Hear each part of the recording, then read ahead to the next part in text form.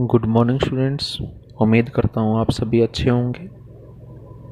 हम रीड कर रहे थे हिस्ट्री का chapter 3 the Delhi sultans.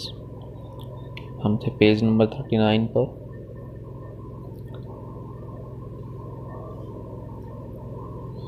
It is important to remember that large parts of the subcontinent remained outside the control of the Delhi sultans. अब ये कहता है कि सब कॉन्टिनेंट, जो इंडियन सब कॉन्टिनेंट था, उसका काफ़ी सारा एरिया वो दिल्ली सुल्तान्स के अंडर में नहीं था, वो उनके कंट्रोल में नहीं था। उसका रीज़न ये था क्योंकि वो एरिया दिल्ली से बहुत दूर था। अगर हम सदर्न इंडिया की बात करें तो वो दिल्ली से बहुत दूर था, तो इस तरह से वो उसको अच्छे से कंट्रोल नहीं कर पा रहे थे।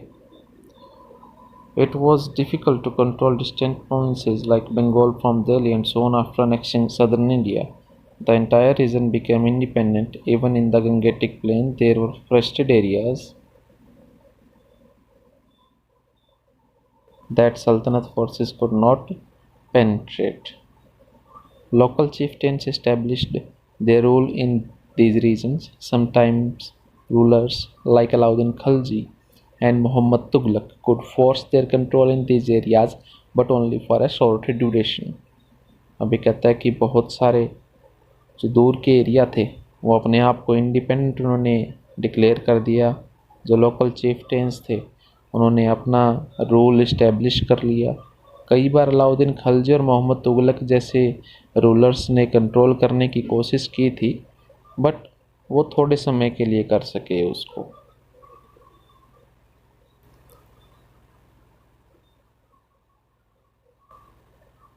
द मंगोल्स अंडर जेंगिस खान, जिसको हिंदी में चंगेज़ खान भी बोला जाता है।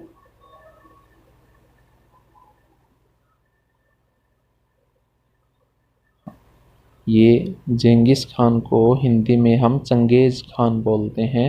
Invaded Transoxiana in northeast Iran in 1219, and Delhi Sultanate faced their onslaught soon after.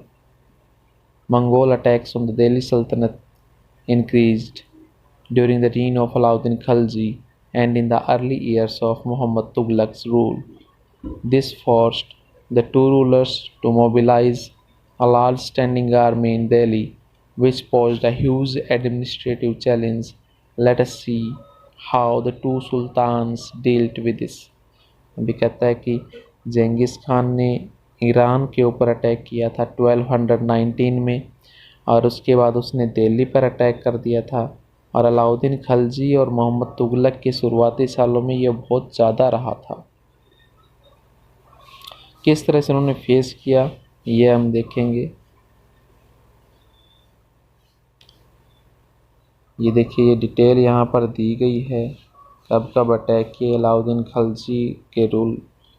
Alauddin Khalji का जब रूल था मंगोल्स ने, देखिए इन्होंने क्या क्या किया था। ये देखिए, ये मोहम्मद तुगलक और अलाउद्दीन खलजी के जो मेथड्स थे, इन्होंने मंगोल से कैसे अपने आप को बचाया, कैसे अपने आप को सेफ रखा, वो यहाँ पर बताया गया है।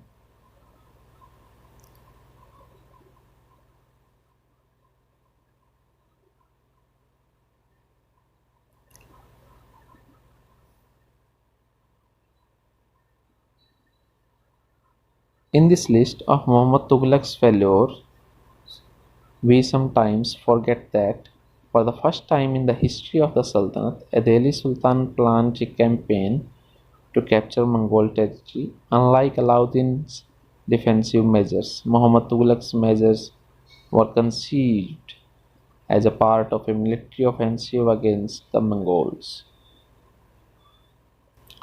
उसके बाद है द सल्तनत in the 15th and 16th centuries.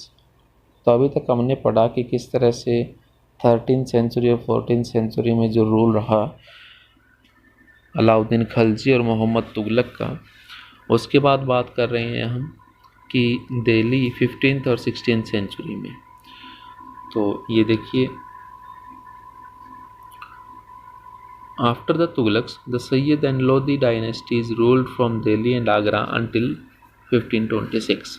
By then, Jaunpur, Bengal, Malwa, Gujarat, Rajasthan, and the entire South India had independent rulers who established flourishing states and prosperous capitals.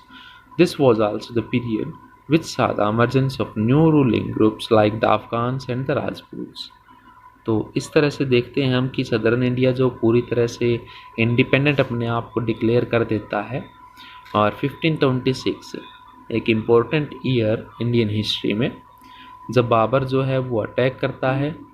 First battle of Panipat होती है बाबर और इब्राहिम लोदी के बीच में, और बाबर जीत जाता है। और इस तरह से मुग़ल एम्पायर का जो फाउंडर है वो यहाँ पर अपना रूल इस्टेब्लिश कर लेता है दिल्ली के अंदर।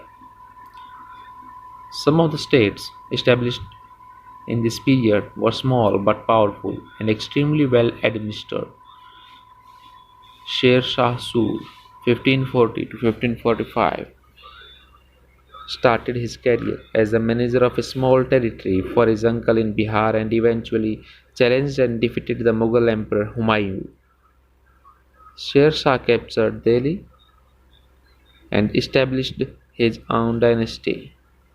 Although the Suri dynasty ruled for only 15 years, it introduced an administration that borrowed elements from Alauddin Khalji and made them more efficient.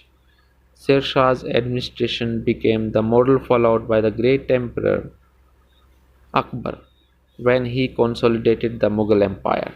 तो इस तरह से हमने देखा कि शेर शाह सूरी की जो है वो अपनी एक डायनेस्टी बना लेता है, खुद की डायनेस्टी उसकी स्टार्ट हो जाती है। हालांकि वो सिर्फ 15 साल के लिए ही रूल कर पाता है, लेकिन वो अलाउद्दीन खलजी की पॉलिसीज़ जो हैं वो उसको फॉलो करता है। और जैसे मुग़ल एम्परर बताया कि अकबर जो है, अकबर शेर शाह के एडमिनिस्ट्रेशन जो है उसके मॉडल को वो फॉलो करता था।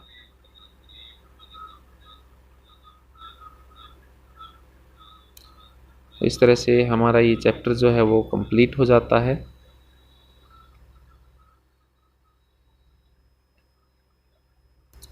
उसके बाद हम करते हैं which ruler first established his और हर कैपिटल एट दिल्ली, ये हम कर चुके हैं। What was the language of administration under the Delhi sultans, ये भी हम कर चुके हैं। In whose reign did the सल्तनत रीच इट्स फारदेस्ट एक्सटेंट, ये भी आप देख चुके हैं कि सबसे ज़्यादा एक्सटर्नल जो फ्रंटियर पर जो कैंपेन्स हैं वो किसने चलाए थे। From which country did Ibn Battuta travel to India, ये आपको खुद फाइंड आउट करना है। तो ये आज इतना ही, इसको रीड करें अच्छे से।